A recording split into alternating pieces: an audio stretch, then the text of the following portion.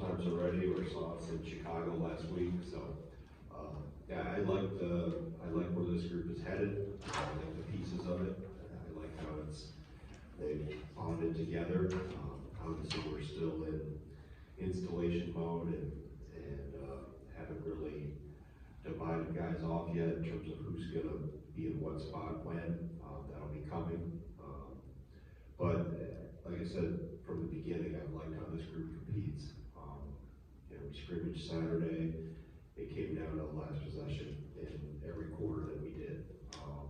We did that last week. Same thing. I have seen just the competitive nature of this group, and it's been different guys, different days. But we got to continue to get better on both ends of the floor. And we'll use this week and then turn the lights on Sunday and let the fans see us as well. And then next week for Oklahoma, we'll use most of next week to prepare for them. Questions? We'll start right here with John in front. I know this doesn't, you're saying that this doesn't change how you do anything, but the fact that there's more national attention, the fact that you're ranked in preseason AP poll, in a lot of respect, it seems like in other ways, what do you think that says about this program, that it's maybe a little more on the national radar than it's been in previous years? Well, I think it's always been on the national radar. I mean, it's just whether you're ranked or not varies from year to year and varies within the year. I think this program is very well respected nationally. I think it's been extremely stable and extremely consistent over the last 25 plus years. So that's, whether you get ranked right away, how high you get ranked, really that's irrelevant. And you still have to go play the games, as I've talked to the team about. And we've been highly ranked, we haven't been ranked, anywhere in between. You still have to go produce and get results. So it's going to be a one day at a time, one game at a time mentality. I know that sounds a little cliche, but it's quite frankly how you have to go about it and how you have to approach life in general. Just take one day at a time. We got to do some things better today that I found on film from Saturday. We'll drill those and break those down and see if we can get better at those things today than what we were on Saturday. Nick. Hey Greg, I know we talked about a good amount about the freshmen at Big Ten Media Days, but I think John and Nolan both kind of were impressed with some of their professionalism and how those guys approach the game already. On top of their skill set, just what has stood out about those four guys in terms of their approach and maturity at such a young age? Yeah, I think that one of those last words you used, maturity, is the thing I see with those four guys. I mean, obviously, Alexis and Hayden have had a lot of experiences worldwide playing with their national teams and other teams they've been on. So I think that's expedited their maturity. And then with Zach and Will, they've come in humbled, eager, hungry. They're both physically well advanced for freshmen. They bought in and dove in from day one when they got here in June, but I think they knew why they were coming here, and that, again, to go back to some things we talked about last week of when you recruit freshmen, specifically now in this era, you have to recruit the guys and get the guys that really want to be here and know that they have the long game in mind. And those two of those four really have been, like I said, really mature with their approach. I think there's different things that help each of them. Polauskas and Jones, I think the experience they've had internationally has been huge for them. And then, like I said, those other two have come in with a very mature approach, so that helps them. They understand and they listen and they learn and they compete and they don't back down from the older guys, which is good. And the older guys respect that. Michael. I believe you used two different starting lineups in the two exhibitions you had last year. I guess how do you expect to handle the rotations as you go throughout the preseason? Well, I think there's 10 to 12 guys that can be in the mix. Idealistically, you'd like to be able to play 10. How each game plays out determines whether you can do that or not, and to what extent. I think that's something I'm still we'll be working through. And not only the exhibition games, I did use 2 different starting lineups. We didn't see the first one, but I think you used Kamari in the first one. Because Klesman was still, I think Klesman was still coming off his injury, so I didn't throw him in. You have a better memory than I forget last year. So yeah, I think we'll work through rotations, and I have to learn, they have to learn, and we'll see where we are, but I like the depth of this group. I'm gonna have some tough decisions to make. Ron. Hey, Coach, going back to the freshmen, each of the 4 come in with a different level of experience. What are the factors you're looking for from that group for them to see the floor early? Well, I think Palauskas and Jones, because of their international and their playing experiences, put them, I don't want to say, I will say ahead of, maybe not ahead of Will or Zach, but just ahead of your normal freshman. You know, Alexis is going to be 20 here in another, 40 days or so. So he's maturity-wise, he's a little older, a little more physically mature. And again, I just can't discount how valuable what they've experienced in the World Cups and the Euro Cups and things they've been a part of. We'll see when we get lights on and we really have to perform in front of the crowd, but what they've done on the court has been impressive. And then Will, I think he's probably the one of the 4 new guys that's caught everybody on the staff by surprise, just how, I knew he was gonna be big, and get bigger as time went on, but he's been, from a physical standpoint, from, run, jump, catch, rebound above the rim, finish above the rim, he's further along than I thought he would be, and he's really taken some jumps, here since June. So for him, again, when we get into live action, get into games, how does he respond? And Zach's just been, Zach's a bulldog. I can see Zach being a gamer, he knocked down big shots on Saturday in our scrimmage. It was like I said, they all bring something a little bit different in terms of their skill set. Palauskas can play both post positions. Jones has been really good at the point, and at 6'6", 6'7", that's a heck of a weapon to have somebody like that. That can handle the ball that well and make good decisions, and obviously Zach and Will specifically bring something that, we don't have a lot of, and have a rim runner, guy that big, that can move like that. Wow. Hi, Coach. When you talk about navigating the new college environment, what is a non-negotiable when you talk about Wisconsin identity that you look for in a recruit, whether it's their 4th year with you guys or they're coming in for their 1st year? Yeah, that's a good question. I think you start really and end with the quality of the people. And it's not only the quality of the individual, the student athlete, but also what we label as the external, the people around them, whether it's parents, whether it's coaches, whether it's agent, whether it's, people that are involved or in their inner circle. You just evaluate that, and I think we've always done really well with really good people, and what that entails is they have to understand that they're becoming part of something bigger than themselves, and they become us, we don't become them. So as they buy into that and understand that well before they get here, I think that attracts the right people, and that's why I think we've seen these guys come in, and you have to hit on that more now than ever, and you can't swing and miss just because you have such a transient nature of the roster, and you have to make sure that they're here for the right reasons, and you're crystal clear with them on, the opportunities, and you're not over-promising and under-delivering. You tell them it's going to be a lot of work, it's going to be hard, and but it'll be worth it in terms of accomplishing something as a team that everybody wants to go after. So like-minded individuals in that locker room are really important. Thanks, Coach. John. Obviously, a lot made about the tempo change last year. How much faster do you think it can get, and how important is Nick Will in terms of his skill set, in terms of pushing that tempo?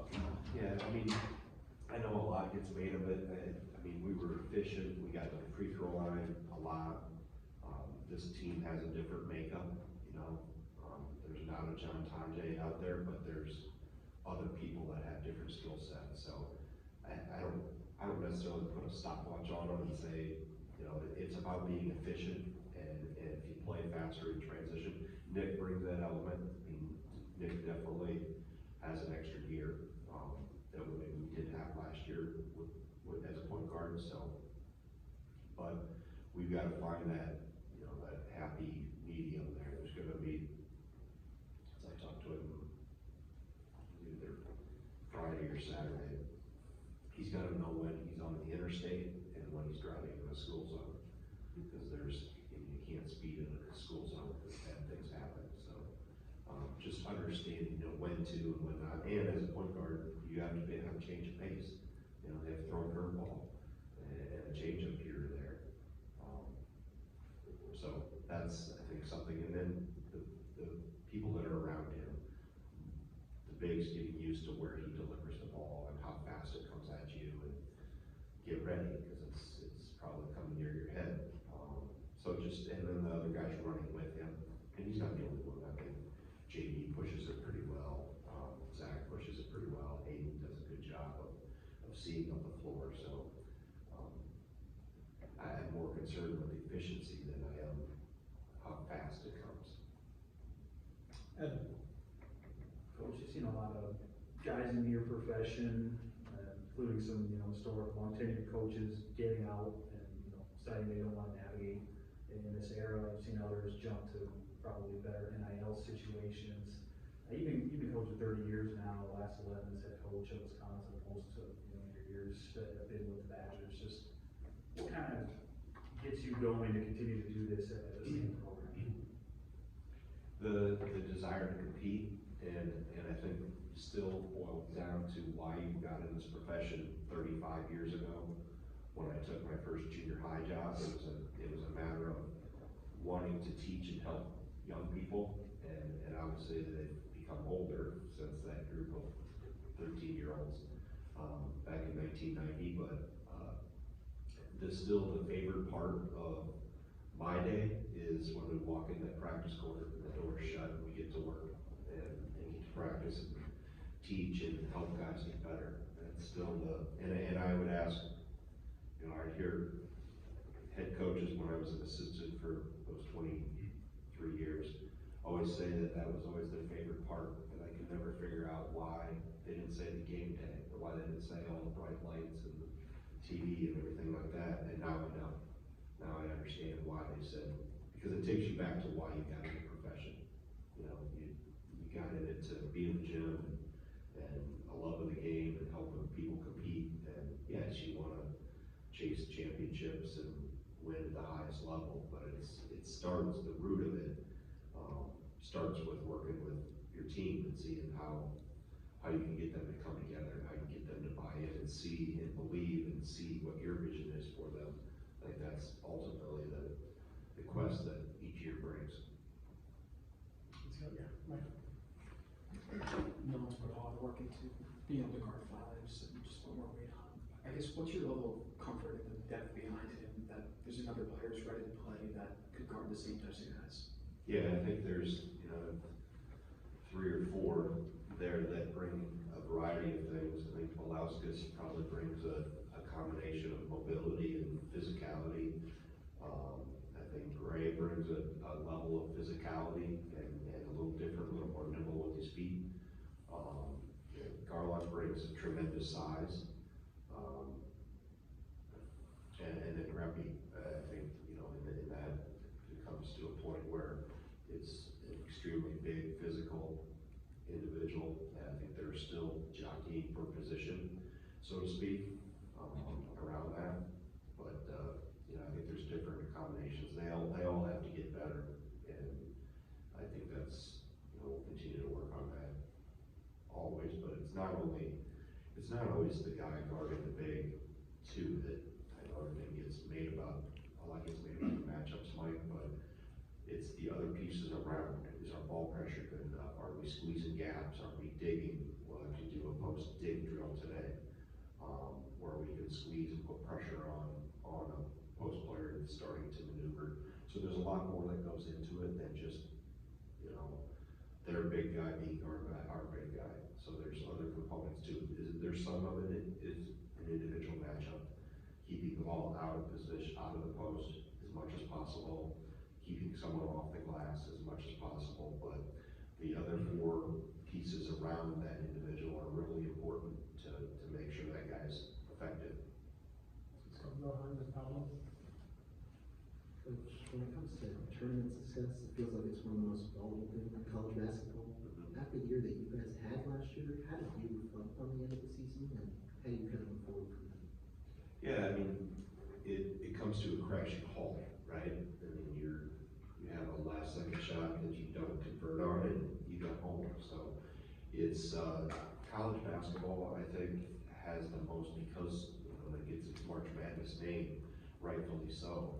You have 68 of the best teams that play in a one-game playoff. You know, if it was a one-game playoff with the Brewers and Cubs, we would have never went to Chicago, right? We would have had Game 5 Saturday night, which good luck to Pat and the crew starting tonight. So there's so much drama and pressure put on 40 minutes, and you're going to play really good teams anyway. But if you have it took us in that game, it took us a while to get going, you know, both ends of the court, we just couldn't get our footing. And we were, day late but dollar short in terms of coming up on the right side of the score. So you have to play a high level for extended periods of time. You have to be really good and really consistent. And then you gotta do it again, and then you gotta do it again. So yeah, you see there's more parity in men's college basketball than there is in any other sport. And we'll see if the trend continues. The mid-major had a hard time last year in the NCAA tournament. I have my theories of the portal and NIL was kind of tipped the scales in the more of the power force direction, but there's a lot of really good teams, and the portal has created a lot of balance. It's spread players out. So you fight like crazy to get there, and you want the highest seed possible. That's goals down the road. The first one here is we get into the non-conference and play as well as possible, and try to win that tournament in San Diego, and get ready for regular season of the Big Ten. And then we march through that. When you get Big Ten tournament, then if you play well enough, you get to go to the NCAA tournament. And everybody always gets wrapped up in that March, and rightfully so. I get it. It's a lot of eyeballs, but if you don't play well in December, January, February, you're not going to be there in March. So and there's so many good games and so many good experiences that happen that if people start just tuning in March, they've missed a lot of really good basketball, and you'll see a journey of a team. You know, the story gets written as you go through those 4 or 5 months. Pablo. Well, Greg, whether it's the returners or the newcomers that you have, what do you think the mark that last year's team left? What do you think that mark that they left on these guys influences them to keep performing at that level or push even further? Yeah, I think those were, all 7 or 8 of them did a really good job of being team first guys. And they put a lot of work in. They were very unselfish. I mean, they're all still, to my knowledge, they're all still playing. I know one Hodges is playing at Montana State, and the rest are all playing professionally. Klesman's coming back off summer ankle surgery, so he's still in the process of working his way back to full throttle from that. But everybody else is still. Am I missing anybody, Patrick? No, everybody else. I think everybody is playing. So Kamari's in Bosnia, Gilly is in the Netherlands, Marcus is in Estonia, playing really well from the latest report I got. He's probably going to be on the move to a team maybe in Latvia. Obviously, Tajay's with the Jazz, Steve is with the Jazz. Miss anybody? I think that's everybody. So the is how they bonded together. That group really wanted to win and play for each other, and that's what made it special. Go back. The Brewers jersey. Thanks.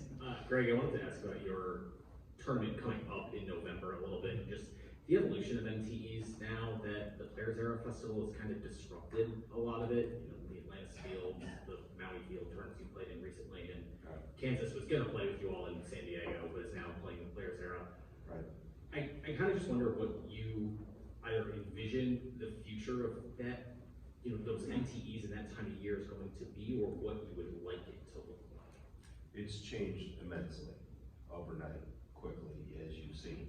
You know, the MTEs, because now we've changed, there's been a rule change too, where you're allowed to, you know, you play X number of games, 32, that's it, going forward after this year.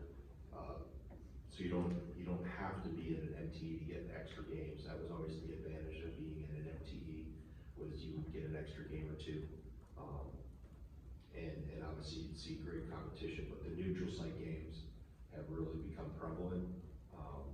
You mentioned the Players Era, there's others that are, you know, they're the goal behind them or the motive behind them. Obviously we're in, you know, it's not ignore the elephant in the room. You know, NIL resources are important, they're vital. And those opportunities provide probably a bigger platform for that maybe some of the MTEs haven't been able to swing as big a stick yet, so to speak. So I think that's why you're seeing the transformation or transition to a lot of these one-off games happening everywhere. And that combined with the rule change doesn't necessarily lock you into having to go to an MTE each year. So I think that's still being written on where this is going to go. You know, are the one-off neutral site games still going to be the most financially, I guess, best way to do, most financially enhancing for each program? And you have to evaluate that. We're already in discussions and evaluating opportunities for next year, both MTE and single game neutral site of contest. Over here. Time for a couple more. Hey, Coach, Badger fans got to see John Tonje emerge and grow into the best version of himself in his only year as Badger. What does a story like Tonje say about this program's ability to develop its players and help them reach their full potential? Yeah, that's a good question. I mean, it starts with John coming in very open-minded. I said many times coming into his 6th year, his 3rd school, that he could have easily come in with all the answers, knowing he only had 8 months to go, and he was the complete opposite. He asked a lot of questions. He had an extra notepad in addition to the notebook that every player has. He was constantly taking notes. He was constantly watching film. You know, he just bought in and he listened. He didn't try to force his way into the chemistry of the team. He let it happen organically, and his teammates did a great job of welcoming him in, and then he continued to get better. You know, he was a great listener. He asked the right questions. He worked on his game. He was in the gym early every morning. He had a routine that he stuck to, and just continued to work. And that's what he's got to do now too with Utah, is to continue to work and improve his game, continue to find ways to impact that team just like he did with us. So it really starts with his unselfishness. That's, if you're willing to listen and learn and be unselfish and commit yourself to be a part of something bigger than yourself, as I said before, good things are probably going to happen. Doesn't guarantee it, but it puts the odds in your favor quite a bit. Let's go Peyton and John. Coach, just talking on some of the transfers, it seems like Andrew Rohde is a guy that can kind of be a do-it-all type of player. Just what does his sort of dynamic skill set bring to the backcourt? Yeah, I think, you know, ironically, best skill set maybe is passing. I mean, I think between Nick and JB and Andrew together in the backcourt, they all kind of complement each other. They're all a little different from the other. But Andrew, I mean, the size and his experience, I think, really jump out. He's got more toughness to him than I would have thought from the outside looking in, watching him over the years. But one thing I've noticed is his vision and his comfort playing in ball screens and his ability, you know, much like Hayden Jones, when you have a guard that big, there's a lot of advantages to be able to play over the top of the defense and kind of periscope your vision and see over people. So I like he's really comfortable with the ball in his hands in ball screens and makes, for the most part, makes really good decisions. So he obviously does other things really well too, but I think the passing is one thing that's kind of jumped off the map, off the page from the start. John? Going off that TE question, kind of the schedule overall, it seems like after that BYU game, that's kind of starting a month of, you know, some really good challenges. What's kind of your overall philosophy of putting together this year's non-con? Well, it starts with your games that you know are locked in, you know, Marquette, where that goes. You know, you're gonna have at least 2 Big Ten games in December. We did have some discussions at the league, we're trying to play more in December and take some of the pressure off January 1st and beyond with a couple less games. That didn't happen, so. And then you're looking at what your opportunities, and again, this changed so fast with the NIL landscape and knowing we wanted to maximize resources. And, you know, even the Oklahoma game came on the table, you know, late in the summer. And it was something, obviously, we've never done that before. We've always done a close scrimmage. And, you know, I think it was too good of an opportunity for a multitude of reasons to turn down. Villanova came on this a game at Pfizer, but we didn't necessarily know it was going to be Villanova. But that was an opportunity. So I would say, you know, typically we would schedule out years in advance, and now because the landscape has changed so much in terms of what the opportunities each game or each venue or each event organizer may provide, that you're probably not doing it in long range plan like we had in the past. So it's you're a little more flexible.